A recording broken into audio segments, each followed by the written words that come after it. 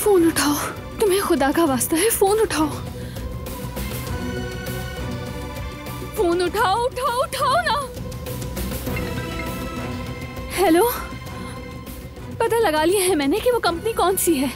शाबाश।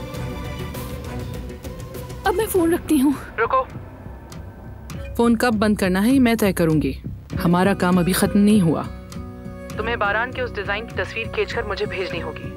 मैंने आपकी बात मान ली, लेकिन आप हर बार नया मुतालबा करती हो। कब रुकेंगी आखिर आप? कभी भी नहीं। जो आप मांग रही हैं वो बहुत मुश्किल है, या शायद नामुमकिन है। ये काम मेरे बस के बाहर है, मैं नहीं कर सकती।